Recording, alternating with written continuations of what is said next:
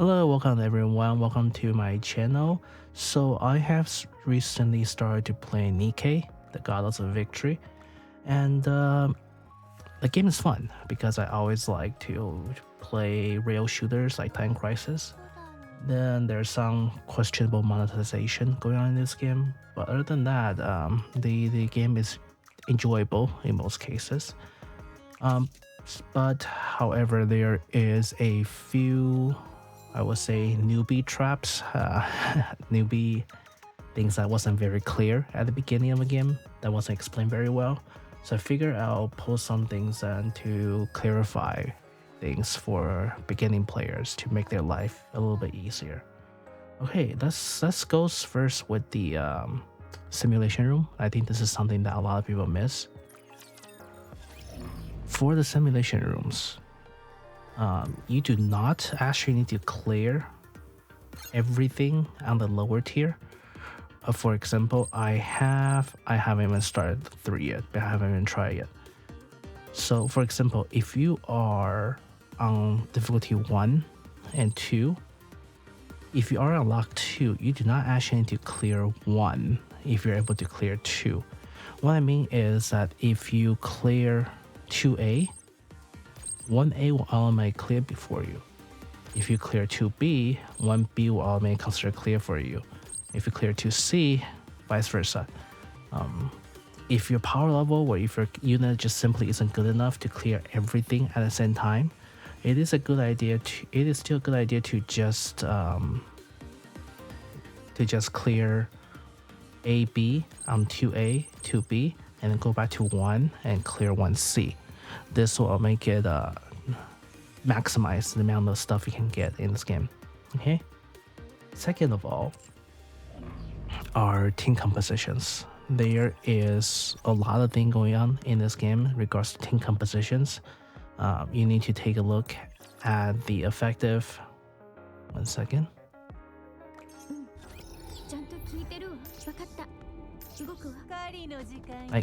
So first of all, there's a hidden penalty in this game.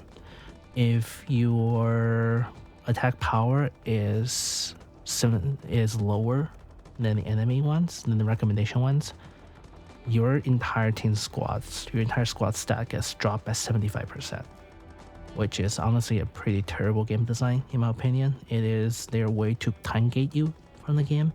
You can force your way through it, but a lot of times it's easier if you just want to raise your power level till you can actually get through it. Okay, so there's of course the weak point. And take a look here. They're weak against certain. So if they're weak against iron, you know you need to get a lot of wind characters. And you can also take a look at their range. This is how you decide to choose your team, right? Like 15% enemy is short range, most mid range, and a lot of them is long range. And they will tell you which kind of weapon is most suitable for this map. But what I want us to show on top of that is the team compositions.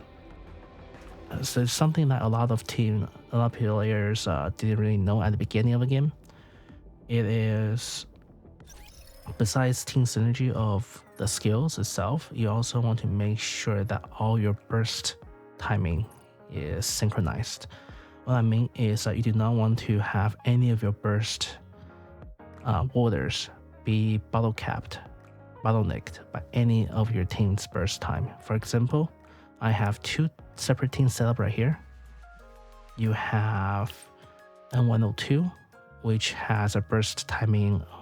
So this is another thing for USA.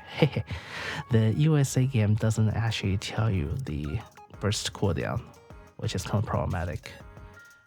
The other translation actually does for some reason. Ours doesn't. But anyway,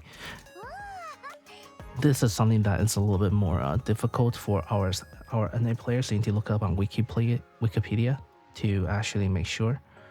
But what happens is that, for example, the N102 has a burst cooldown of 20 seconds, and Poly has a burst cooldown of 40 seconds. and Diesel has burst cooldown 40 seconds.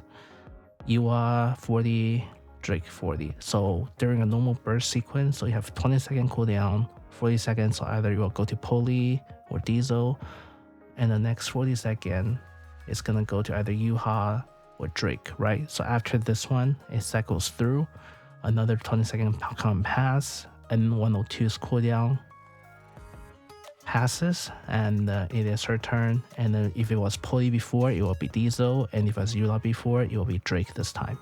So things like that, you want to make sure that your team's burst sequence, because it's always 1, 2, 3. You want to make sure they are not bottleneck by any means.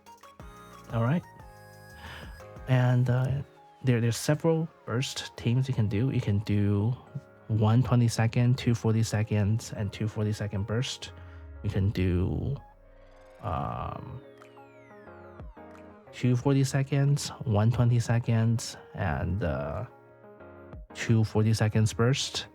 Or on top of that, you can do 1 20-second, 1 20-second, and 1 60-second, and 2 40-second burst.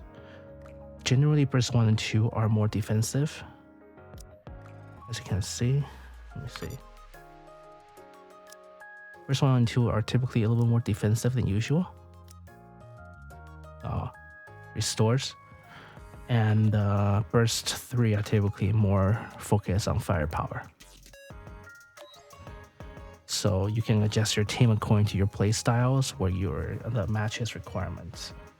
But most importantly, to take away is just to make sure that your team's burst order does not impeding on each other. Okay? Burst cooldown, I mean. And third, synchros. The synchro is wasn't explained very well at the beginning of the game when they first introduced it. So some player has been using it a little bit wrong in a sense. I won't say wrong, not optimized is the best way to say it. Because the synchros uses the lowest level of your team, you will wish to have you actually, at our current stage of the game, right? The game just came out like a week ago. I don't think most people have limit break or upgraded SSR unit to have more than 3 on all 5, right? So this leaves with the highest possible level unit to be our SR Nikkes. And what you want to do, what the synchro device does is that it will sync the lowest level of your chosen characters as the default level of anyone that gets synced. So you can see right here, all 5 of mine are SR units, because SR units is the easiest to get level limit break. You get limit break by pulling duplicate of them, and by having duplicates of them, now you can increase the level limit higher. And anyone you put down the sync list will able to match the character level. See, for example, they actually level 1 on my team, but once you put on a sync list, it will match the lowest level of the people up on top.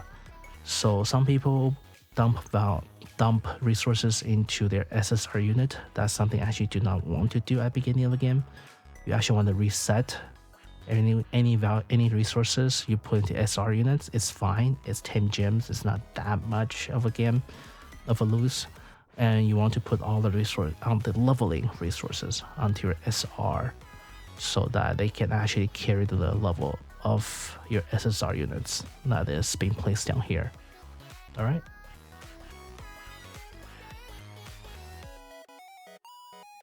Okay, so another thing. Recycle room. Don't forget to do recycle rooms. Like these level ups, they don't seem much, but I mean, look, level 13 give your entire team, each person 5,400. That's quite a bit of power-ups for the whole team, right? So make sure that you actually do your recycle rooms. And when we're at it, Tactical academies. This is one aspect of a game that I actually forgot to do, and that actually hurt me in the long run for quite a bit. Each one of these tactics is unlocked via unlocks of having in-game characters of SRs or in-game buildings. You find buildings, you need to build specific buildings, like for example the clothing store, the generators, CD club, train station. Those are all blueprints that you can find during each chapter. So far for each chapters, you're going to have one specific blueprint of buildings you can find. You will want to build them and then pick them up for your unlocks in your tactical academies. And they will either boost your outpost gather rate. They'll also boost your characters. Like, see, look, there's a lot credit accumulation. Let's see, increase stuff gains, unlock extra Nikke units in the synchros. You can collect more core dust, stuff like that. Like, these all helps your team by a lot, and that's something that I completely ignored until 2 days ago. Okay.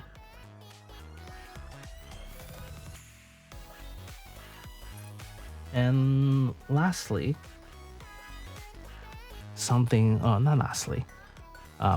lastly, this is something that a lot of players want to be aware of. You will wish to there's a certain pattern you want to use to maximize your gain if you want. So when you first log into the game, of course, you collect your outpost, right? Claim everything. And then you do the campaign. After you do the campaign, you want to use all the drops from the campaign to enhance yourself. And after that is done, like for example, if you reach your limit of your power level, or you just feel like you don't want to push further, it takes too much effort, go to Arc, do all your simulation, these, all three. Once they're done, use the drops to enhance your Nikke. And once they're enhanced, skills, weapons, armors, not weapons, just armors in general. You cannot enhance weapon in this game. Skills, weapons. And then, on top of that, you actually want to do your advice on your Nikkes. A lot of people kind of ignores this. Some people, I mean, I actually heard some people say that he's not here to play a Gale game. But that's not the issue here. The issue is that if you don't advise them. Okay, let me show you an example. Where is noise? There we go. Each character has their favorite items. For example, if you take a noise, there's no heart value, right? This means that she does not receive any special bonuses by the gift that's available to me. But as you can see, let's see if N102 has it. Yeah, see, N102 will actually receive bonuses, additional closeness to you if you give her specific gift. Those oranges ones, you want to make sure that you save for anyone that actually receive special additional points, just so that you can maximize it. And the good thing for these characters is that when they receive higher bond levels, their damage actually goes up. See, let's just give her something. Oh, she doesn't have anything. Okay, there you go.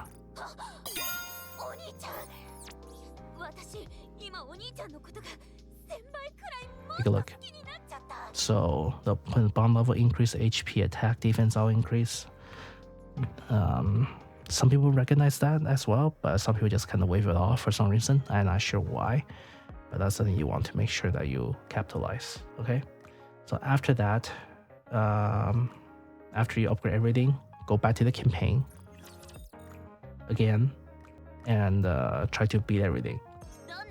And if you realize that your power level is just maybe like off by 200, 300, a little bit lower, or you think that you almost beat the campaign boss and you just couldn't, now it's time to go to inventory and use some of these boxes. So here's something that is never really explained to me and by the game, but something that I need to watch out for.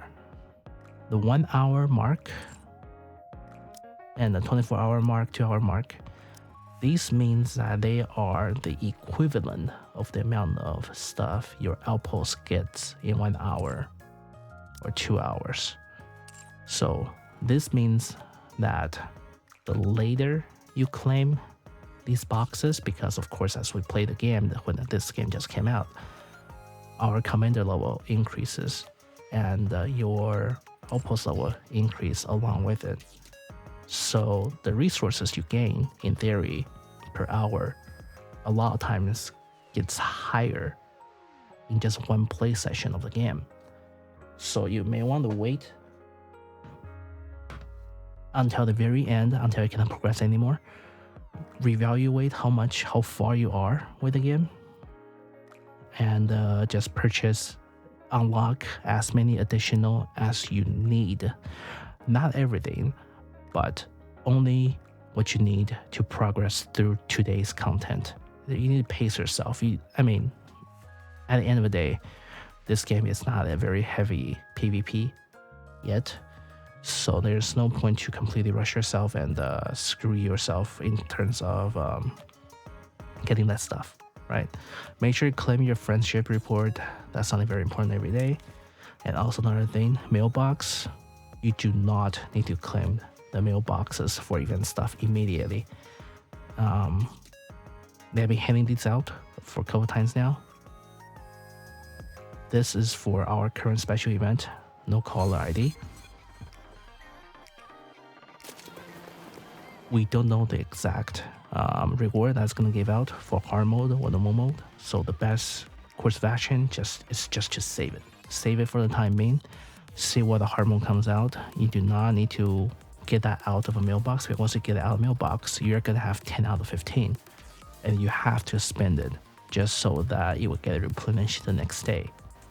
So a lot of times, you can just leave stuff sitting in your mailbox and do not claim it. It is a better way to keep track of stuff or to just maximize your stuff in game. And lastly, this is something that people just say it's nice to have because it looks good. As you can see, I have this game currently in landscape mode. What a lot of people doesn't recognize or doesn't tell you is that if you play the game in I'm sorry, I keep clicking campaign, I meant to click arc. When you play the game in landscape mode, it actually gives you a advantage over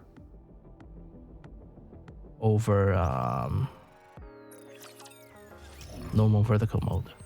So you can use if you have Android phones, you can use certain apps to lock your perspective.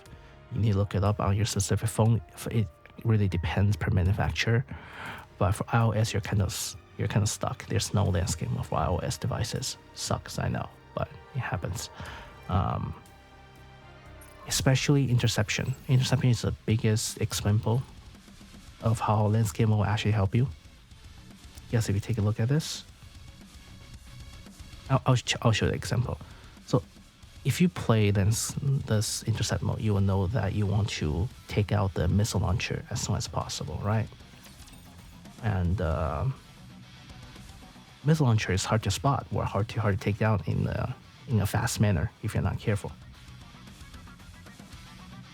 And what landscape will help you is that you can actually access and spot the missile launcher way before it shows up on vertical mode. Okay, so let's give you an example. Here we go. I typically like to choose a character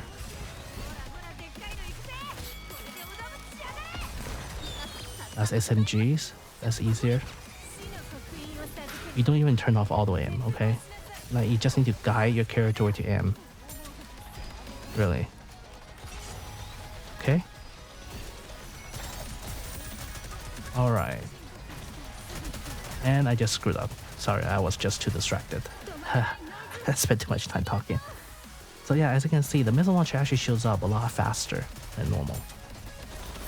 And for this mode, your priority is turret on top of everything, and then the missile launchers, and then also, of course, a boss prompt. You want to get the boss prompt as soon as it shows up. Yeah, that's pretty much it for the recommendation I have. You can ignore those missiles until toward the very end. They're a lot closer. A lot of times, if you just leave it auto, your team will actually take care of them faster than you. You just need to pinpoint. You just need to tell them to attack faster. Tell them to like drag around the crosshair a little bit so they can attack at the right location. I'm screwing this up very, very much, mainly due to the fact that I'm just distracted when talking. But just tell them to point, tell them to attack at the right location, and you'll be fine for this. Okay? Okay, you don't really need to turn off autos if your character's level is decent enough. You just need to tell them where to attack, and they'll take care of a boss for you. Yeah, that's it. And once you clear it just fine, you can just click 2 more times to do a quick battle. And they will clear the map for you. Oh shoot, there we go. Alright. Alright, hopefully that helps everyone with your current struggles in Nikke. And I'll try to post some guides and stuff as I play more of a game. I'm not like some people that does this full time, so my posting speed is going to be a little bit slow and out of date maybe sometimes. But hopefully I can have enough updated information with just curated information for people to use in the long term. Alright, and thank you everyone for watching. If you like it, please subscribe to the channel, and I'll see you during the next upload. Thanks.